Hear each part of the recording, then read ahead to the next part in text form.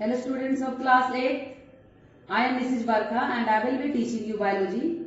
Today we start with the first chapter, transport of food and minerals in plants.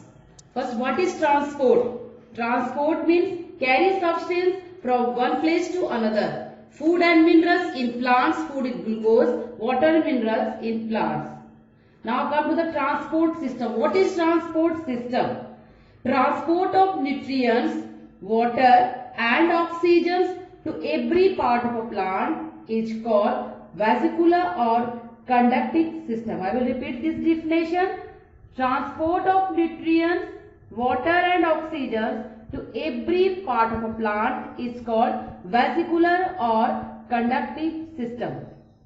Transport in plants is done through xylem and phloem. Xylem conducts water and minerals from the soil to the plants in upward direction. Phloem conducts food material that is manufactured in leaves to all parts of the plant body. Here, this is the xylem parts. Xylem is composed of 4 types of cells. The first, xylem tracheates, which conducts waters and minerals to the plants. Xylem vessels, which conducts water and minerals to the plants. Xylem fibers, which provide mechanical support to the plant. Xylem parenchyma performs storage functions in plant. Now we come to phloem. Phloem transport organic food manufactured by leaves to all parts of the plant. Organic food manufactured by leaves through a photosynthesis. Phloem is composed of 4 types of cells. First, seed tubes, which provides passage to food. Next, companion cells, which conducts food. Next, phloem parenchyma, which stores organic matter. Fibers, which provide mechanical support to the plant.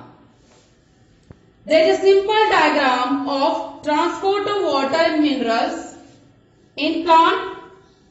This is the soil particles.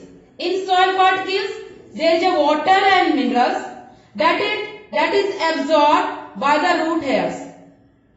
Then water and minerals transferred to the cells by the process of osmosis. Osmosis means when the water coming from higher concentration to the lower concentration. Then water transferred to the elongated xylem cells with ascent of cell. Then water transferred to the leaf that is used for manufacturing the food materials, and that process is called photosynthesis. Rest of the water comes out through the stomata, and this process is called transpiration. We come to absorptions by root hair. Root hair consists of semi-permeable membrane which permits water and minerals to enter into cell sac. This is a simple diagram of adaptations of water by root hair. This is epidermal cell, this is cell wall, and this is vacuole. Vacuole absorb water molecules. This is nucleus, and this is cell membrane. Here this is just concentration cell sac. What is semi-permeable membrane? Semi-permeable membrane, it is a selectively permeable which allow only certain molecules of solution to pass through its pore. I will repeat, semi-permeable membrane, it is a selectively permeable which allow only certain molecules of a solution to pass through its pore. And what is cell sac? The cell sac in root hair has high salt concentrations than the surrounding soil. Water, I will repeat. Definition of cell sac. Cell sac in root hair has high salt concentrations than the surrounding soil water.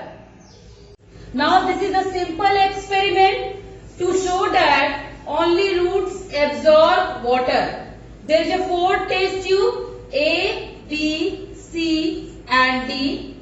Fill water in A, B and C to 3/4 level and only little amount of water in test tube D. Fix a cord in test tube A.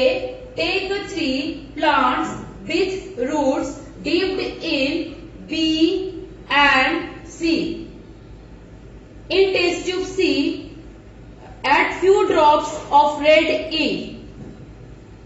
Put some oil in test tube B and C to prevent the loss of water by evaporation. Now note the changes in 24 hours. Observations. No loss of water in test tube A, but levels fall in test tube B and C because root absorb the water and the path of stem seen is red in color. There is no change in test tube D.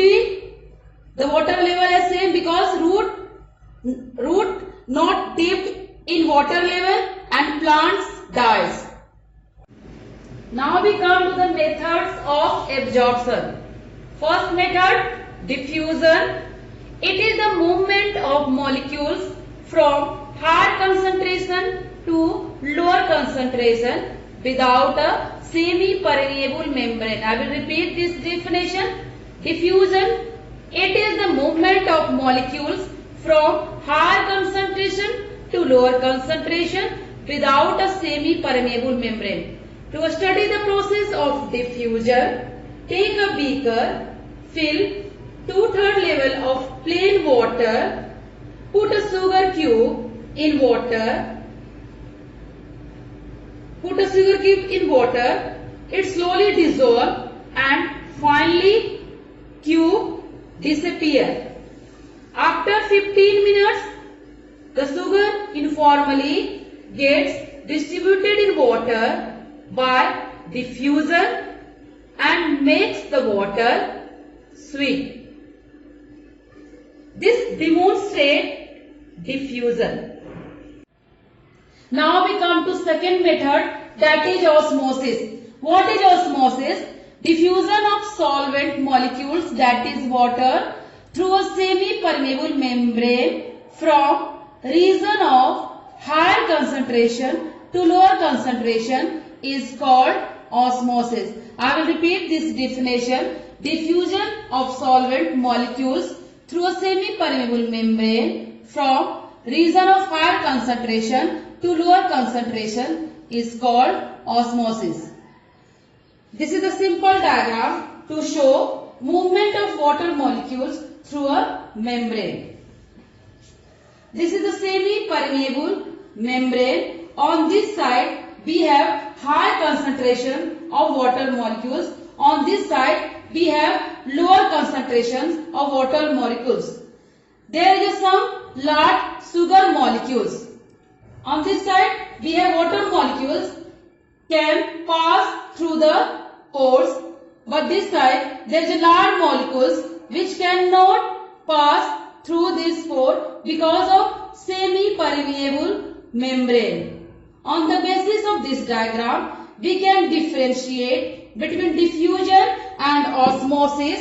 Diffusion and osmosis both takes place from higher concentration to lower concentrations, but in osmosis, movement of substance is through semi-permeable membrane.